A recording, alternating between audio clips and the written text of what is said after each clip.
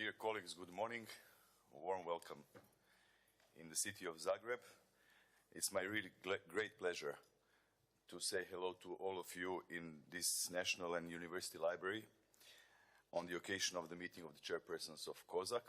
And for the warm-up this morning, I propose that you pay attention for the short video about the Croatian presidency. So please, let's have the video.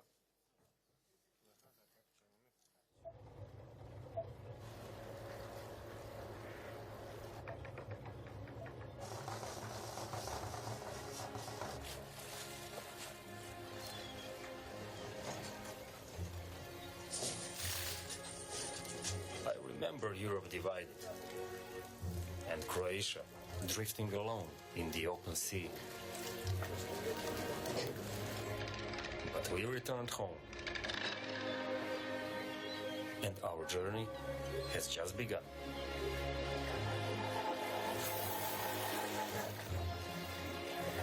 We will all need boats one day.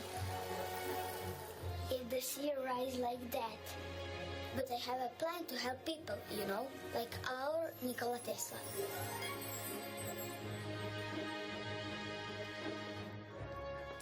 Every challenge is also an opportunity. To get ready for the future, we need technologies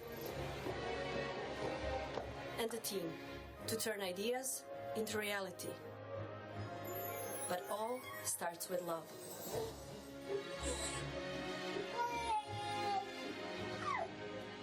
Right after the studies, we settled here at my grandpa's old vineyard. We love it here. We're back to our roots, but well connected with the world. When we play and when we work. A click with a reliable partner helps achieve your goals. Especially when you are striving for the top of the world. We help each other To feel protected and safe. These hands build engines and ships. But they also create works of art inspired by our diversity. By creating, we discover who we really are, or who we are not.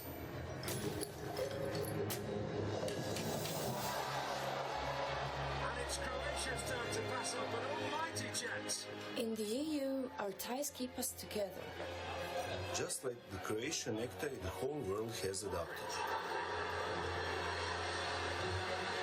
Now he'll unleash one!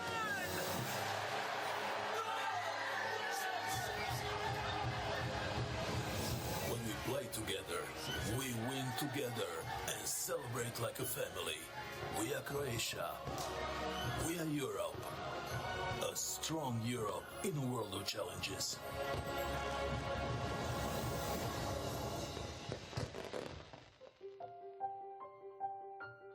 I hope you liked the short movie, and now it's my... Thank you very much. And now it's my great pleasure to invite Speaker of the Croatian Parliament, Mr. Gordan Jandrokovic, to take the floor. Please, Gordan.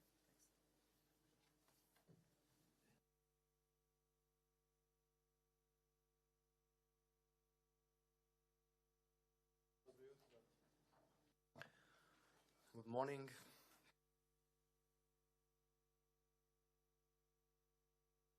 Gospođo McGuinness. Mrs. McGuinness, Vice President of the European Parliament, Vice President of the European Commission, Mrs. Šuica, distinguished representatives of national parliaments and members of the European Parliament, Chairman of the European Affairs Committee in the Croatian Parliament, Mr. Milošević, dear friends. First of all, allow me to extend a warm welcome to all of you. Welcome to Croatia and its capital, Zagreb. And welcome to the National and University Library. This is one of the key Croatian cultural institutions. For over 4 centuries, it has served as a guardian of Croatian literacy and an archive for literary works. Behind me, you can see a replica of the so-called Bashka tablet. This is one of the oldest and most important testaments of Croatian early literacy. It was written around 1,100 years ago in the Old Croatian language and in the Glagolitic script. I am very happy that the parliamentary dimension of the Croatian presidency is beginning with the meeting of the chairpersons of COSAC. During my long career as an MP, I served as a vice chairman and chairman of the European Affairs Committee, and I highly appreciate the cooperation between national parliaments and the European Parliament within the framework of COSAC. Today you will have the opportunity to discuss all these issues, especially in the light of the new institutional term of office. You will discuss these topics with the Vice President of the European Parliament and the European Commission. Esteemed MEPs, the Croatian presidency of the European Union is extremely significant for Croatia for two reasons. We are holding the presidency only 6.5 years ago after we became a member of the European Union. The presidency is a confirmation of our strong commitment to participate together with other member states in the construction of the European project. We're committed to promoting the values of the European Union as well as the common policies which make European Union what it is today, a unique European family of nations and the largest economic market in the world. The second reason is that the Croatian presidency comes at a crucial time for the European Union and the world. The European Union is facing a large number of internal and external challenges. For example, a crisis of multilateralism, climate change, global warming, a new arms race, terrorist threats, migration, and trade wars. We are living in an extremely dynamic and competitive world. We face challenges, great economic differences, different development perspectives, both in countries and between countries.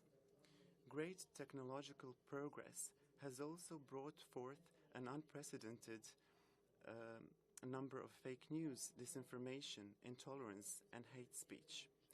Under such circumstances, Croatia aims to contribute to building a stronger Europe in a world of challenges. Our 4 priorities contain all important internal and external challenges. The 4 priorities of the Croatian presidency are a Europe that is developing, a Europe that connects, a Europe that protects, and a Europe that is influential. As regards crucial topics, I will highlight 3 that are most topical: Brexit, the multi-annual financial framework, and the continuation of the enlargement policy. I believe that our common goal is to have an orderly Brexit in order to ensure legal certainty for citizens and the business community. We want to establish a close relationship with the United Kingdom, a relationship based on a level playing field. When it comes to the European budget for the next 7 years, we want to reach an agreement that is going to be balanced, sustainable, and based on partnerships. Therefore, this will give us an opportunity to finance priorities and to start with the implementation of new programs. We will advocate for a compromise which will encompass both financing traditional policies and new policies which aim to tackle new challenges. Dear members of Parliament, Croatia strongly supports the European policy of enlargement. This policy is extremely important for the stability of the Southeast Europe and for strengthening the resilience of this geographical territory. It is also important for the European Union itself. Abandoning the enlargement policy would mean that other global players would be able to have a larger influence both politically and economically. We will therefore strive to reach a political decision based on a European perspective for candidates and potential candidates. This will entail an individual approach and a full fulfillment of all criteria. At the Zagreb summit in May, we want to send a clear message, first of all to North Macedonia and Albania, that there is a concrete time frame to open negotiations. But also we want to send a message that reforms need to be done. Allow me to also tackle another important issue, the future of Europe. It is very good that we are continuing our dialogue with citizens. An intensive dialogue was held before European elections, and it gave a good result, which is seen in the good voter turnout at the elections. Our common goal is to have our citizens truly feel all the benefits of EU membership, which entails a higher quality of life, as well as security provided by the Union. National parliaments, who have a democratic legitimacy, must have a role in the dialogue, which means that they have to be included in the Conference on the Future of Europe. This is contained in the COSAC conclusions from Helsinki from December 2019. Any discussion on the future of Europe needs to come with a long-term vision and needs to focus on policies which are important for our citizens. In conclusion, let me once again state that Croatia is strongly committed to European values and principles, and we will strongly advocate these values and principles during our presidency. We will advocate for a Europe which is based on common values, equality, and a mutual recognition of interest. And the best way to promote such a Europe and to tackle all challenges is to promote compromise and agreement. In order to be successful, we need all of you, and we need a strong cooperation. This is the only possible approach. And I wish you a lot of success in your work and a fruitful discussion. Enjoy Zagreb, enjoy Croatia, and I look forward to seeing you again in May.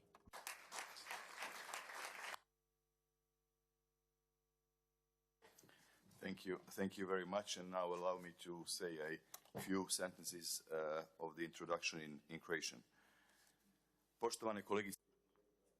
Dear colleagues, dear friends, it is an honor to welcome you at the beginning of the COSAC meeting in Zagreb on behalf of the European Affairs Committee of the Croatian Parliament, and welcome you to Zagreb. To today's meeting, we also opened the parliamentary dimension of Croatia's presidency of the Council of the European Union, which will also include two additional conferences in Zagreb and one in Brussels. And we will conclude this meeting, the parliamentary dimension, with the 63rd plenary meeting of the COSAC in Zagreb between the 24th and 26th of May 2020. Mr. Plenković, the Prime Minister of Croatia, will present the priorities of the Croatian presidency in the first session today. At the second session, we will welcome the Vice President of the European Commission, Dubravka Šuica, who will talk about the Conference on the Future of Europe, and the first Vice President of the European Parliament, Mrs. Merit McGuinness, and I would like to thank them both for coming to Zagreb. The presidency of COSAC for the Croatian Parliament will be marked with new beginnings, the beginning of a new institutional cycle and the new European Commission, as well as the beginning of the establishment of new relations between the EU and the UK. At the same time, we believe and hope that our presidency will be marked by an ending as well, and this will be the finalization of the multi-annual financial framework 2021 to 2027. There are important tasks ahead of us, but I am sure that in these 6 months we will prove to you that Croatia is up to all these tasks. Allow me a personal note. The favorite part of my job as the President of the European Affairs Committee has been this, meeting with all of you to discuss and exchange ideas on our joint present, future, sometimes the past as well. We are facing many global challenges, and I believe firmly that our discussions will increasingly be focused on what kind of European Union we need and not whether we need it at all. I believe that our partners and our citizens will include national parliaments and our committees, and we should always keep this in mind. And this is why we believe that it would be good to open discussion on the future of the format of COSAC in order for our conference to remain a relevant forum in the coming decades, to develop opinions and exchange opinions between the national parliaments and the European Parliament, and also to serve as a forum. The plenary meeting of COSAC in May will be opened by the discussion on the implementation of the priorities of the Croatian presidency, as well as the results on the summit of the EU and Western Balkan countries to be held in Zagreb in May. We will also conduct the following topics: the transformation of labor market, the management of demographic imbalances, and mobility of labor within the EU, from the aspect of the migration pressures, which will not diminish in the coming decades. Then the distributive effect on the EU budget will be another one of our topics. We required an assessment of the effects of the cohesion funds, not only for the net contributors, but also for the net payers. And I think it would be good to have a good overview of this situation. Further topics: the European integrated maritime approach and the rights and obligations in digital area. I believe that some of these topics will also include debates on climate change. By selecting these topics for the COSAC meetings, we wanted to encompass all four key priorities of the Croatian presidency: the Europe that develops, Europe that connects, Europe that protects, and Europe that is influential. Finally, I would like to stress that our meetings are only as important as much effort and energy we put into them. The influence of COSAC to the European institution will depend on our organization and focus on our topics. My colleague and myself will be at your disposal today and in the months ahead of us, 24/7, so to speak. Dear colleagues, dear friends, I believe that our meeting today will be a successful one, and I'm looking forward to our cooperation. Thank you. Okay. Now we move on. Let's move on to the adoption of the agenda for the meeting of the chairpersons of COSAC today. Dear colleagues, you have all received the program of today's meeting, and if there are no remarks at this time, I propose we consider the program of the meeting of the chairpersons adopted. Allow me to also use this opportunity to express warm welcome to our colleagues who are joining the COSAC for the first time. Mr. Dragomir Stojnev from the Bulgarian National Assembly, Mr. Bogdan Klich from the Polish Senate, Lord Kinnoll from the United Kingdom House of Lords, and Mr. Yves Kruchten from Luxembourg. Let us give them a warm welcome. So let's applaud.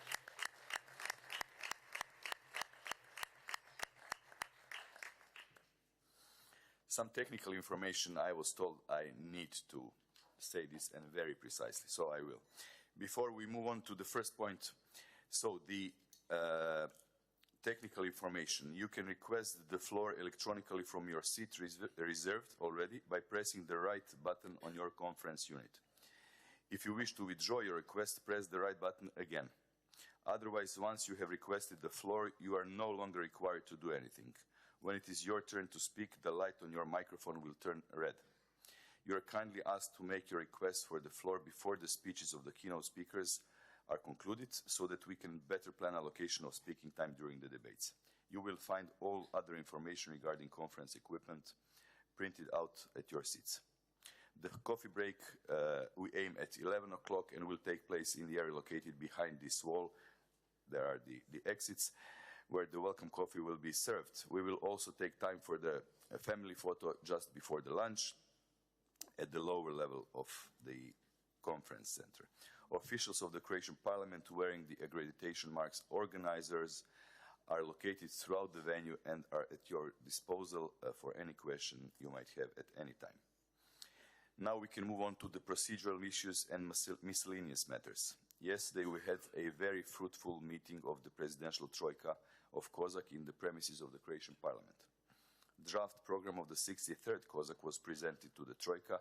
You have also received in the materials for today's meeting.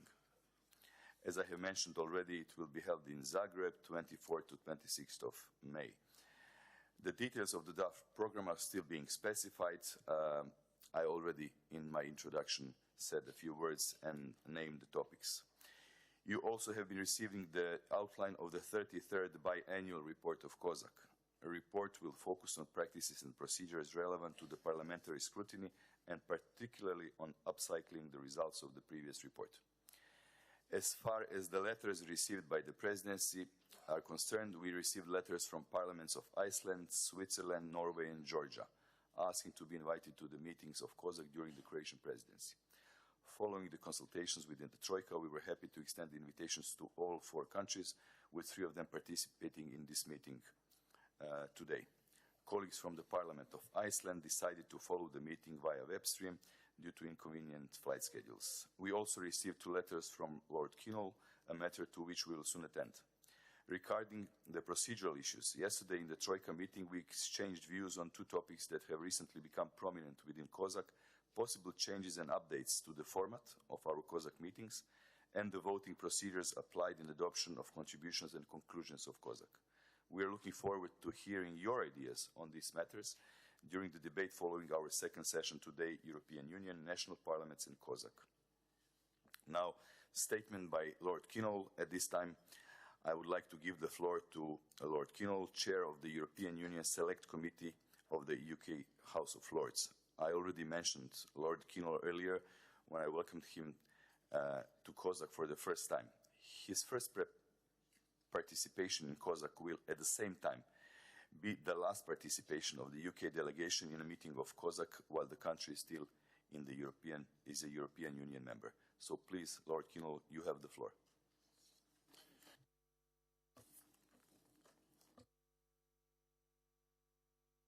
Thank you very much, Chairman Milosevic. And thank you also for the splendid hospitality last night that you extended all of us here in what was a remarkable evening. And I'm very grateful for you allowing me the time to say a few words. 3.5 years ago, my predecessor as chair, Tim Boswell, addressed his fellow chairs then in Bratislava 2 weeks after the referendum. He expressed his sorrow at the outcome of the referendum, but he also acknowledged that a democratic choice had been made and that it would be honoured. I dare say that I would have made a very similar speech. After 3 years of confusion, December's election has finally provided a clear direction in the UK. And later this week, I expect the UK Parliament to agree the legislation that gives effect to the withdrawal agreement. And I hope that the European Parliament will give its consent in time for an orderly withdrawal to take place on the 31st of January. Whatever has happened since 2016, we can look back over 5 years of UK membership of the European Union, during which we've worked together, taken decisions together, and built up close and lasting relationships. I hope these relationships will stand us all in good stead as we move forward.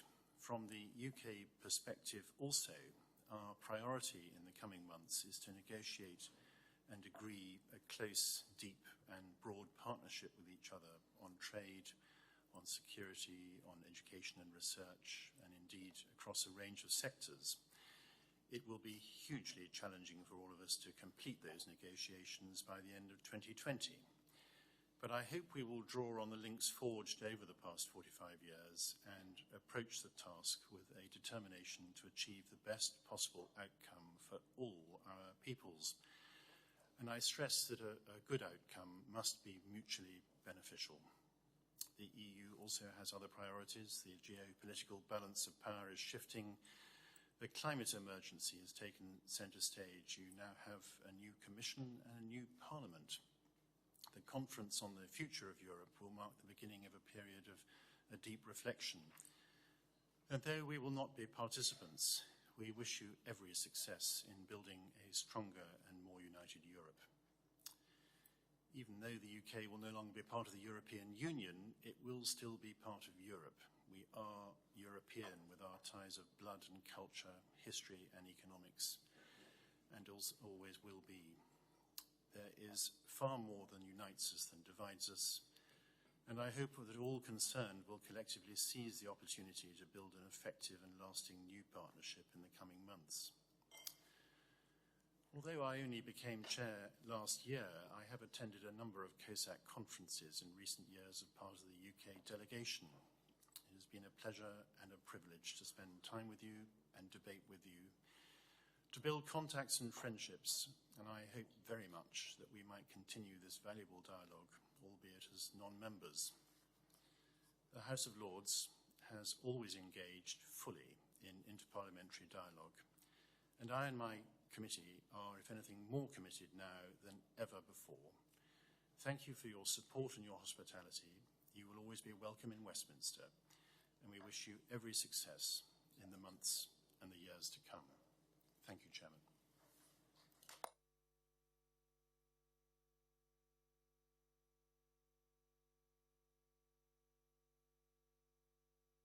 Thank you very much, Lord Kinnell. I will now open the debate on the procedural issues and miscellaneous matters. So, we have altogether, I understand, 5 requests for the floor. So please, 6 already? Okay, we have more than enough time until 10 o'clock, so we are not constrained. Now I will first ask Mr. Antonio Tajani to take the floor. Thank you very much. Thank you for.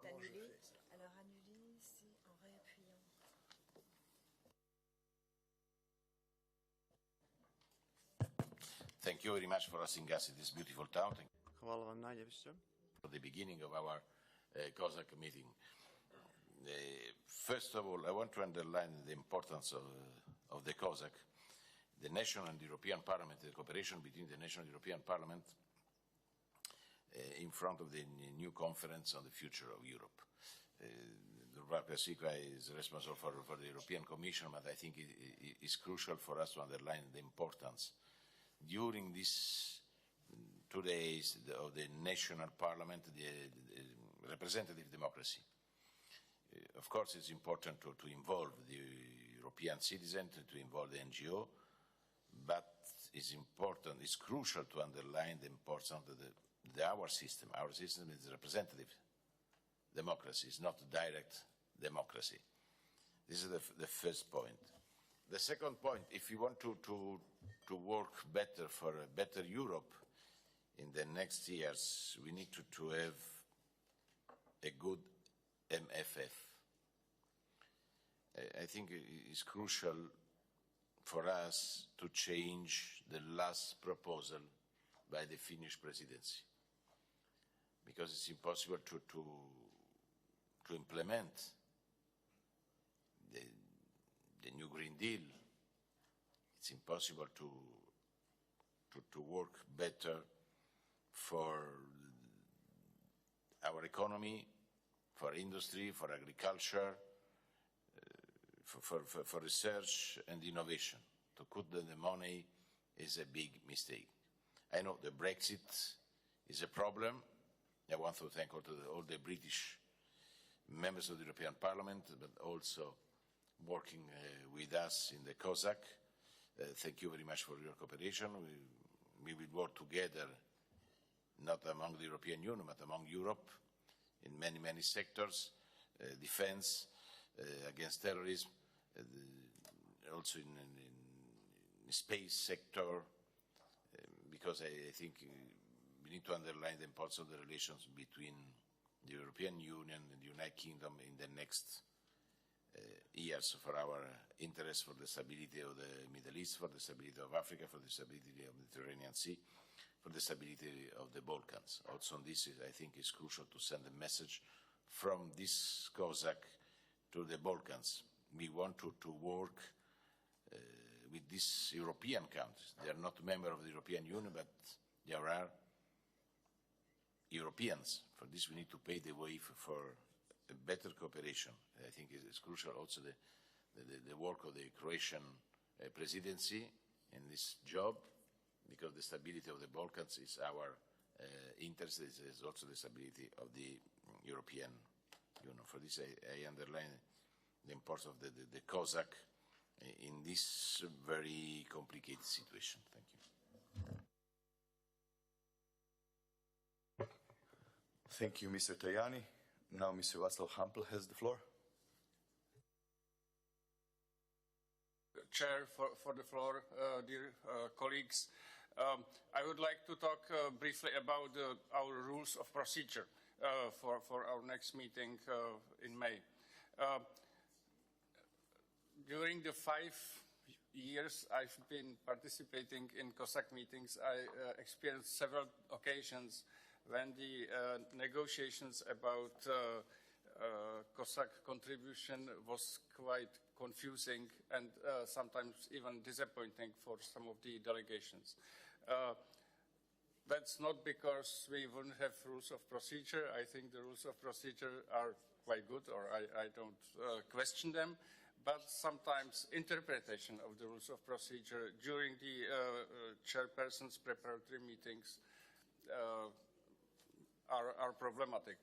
So I would like to suggest to the Troika, if it would be possible, maybe to prepare ahead of time some sort of a specific interpretation of the rules of procedure for specific situations. That way, I think we can make sure that the intention of the rules of procedure, that is, what we adopt by a large majority, that this will be fulfilled. The Czech Senate offers help in this. We already tried sort of an exercise how this interpretation could be tackled, and I think it's doable relatively easily. And as I say, we are happy to help with this. Thank you very much. Thank you. And now, Madam Gabriela Cretu. Chair, I have a proposal for the next presidency, not for you.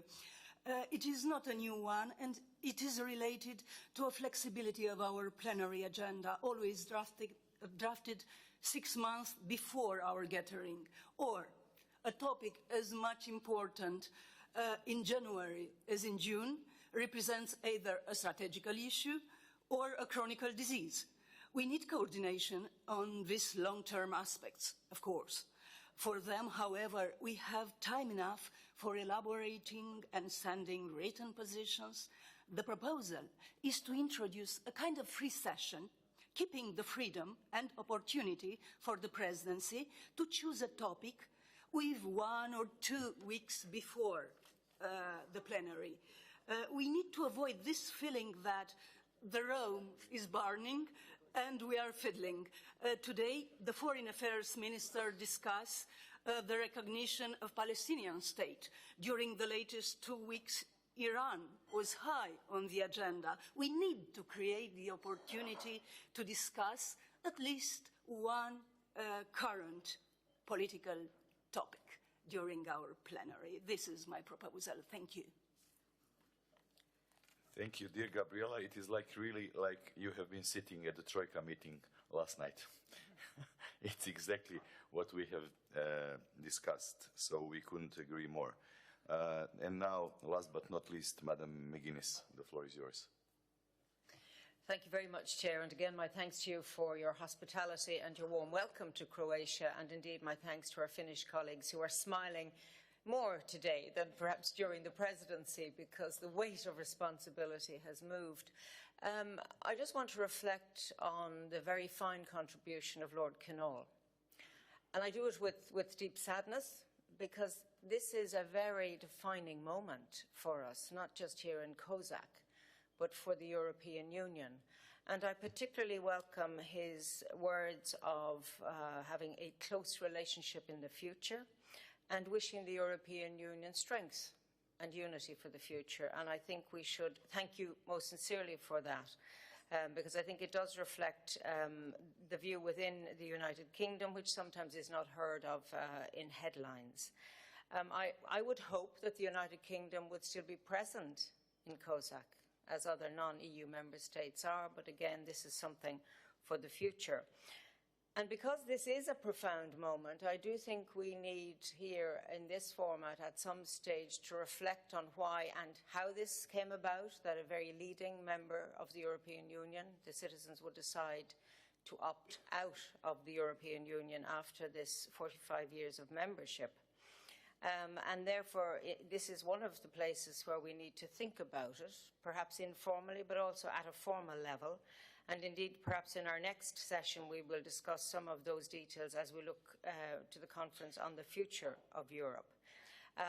Also, my last remark is that it is important that we look at the many challenges that the European Union faces, and the list is long. But it might help us to balance things a little if we reflect on what the European Union has achieved and is achieving for our citizens. We have a capacity as human beings to reflect only on the negative. But I dare say if you take out a blank page and write down what Europe has done for each of our countries, and then collectively what the European Union has achieved in terms of peace and prosperity as a united body, then those challenges that we face might not look so daunting. And I sometimes fear that when we list all of those challenges, we become overburdened by them, rather than, which I would like us to see, challenged, yes, but able to deal with them. We are a progressive union. We are leaders in many fields and need to continue to be that. And I think if we begin to flinch under the burden of these many challenges, then the world will be a weaker place. So I would ask us this morning, as we're in our Zagreb, in the newest member state of the European Union, where I feel a great energy and enthusiasm, to revive that within ourselves and within COSAC. And indeed, I say it to myself as a member of the European Parliament, and my colleague, President Antonio Tajani, likewise, that if we don't show strength and leadership, then how do we expect citizens to have belief in us? So that's my challenge to myself and indeed to all of you here this morning. And again, my sincere appreciation to my UK colleagues in the European Parliament. We will miss their contribution, both formally and informally. We will be at the loss of their wisdom on many occasions, but I hope we can call on the friendship and close relationships to at least have a shared understanding at a different level, perhaps, because, as Lord Knoll said, the United Kingdom remains part of Europe, but sadly not part of the European Union. But there is a famous song, and I certainly will not sing it, Chair, but it has one line that says, "Goodbye doesn't mean forever." Thank you.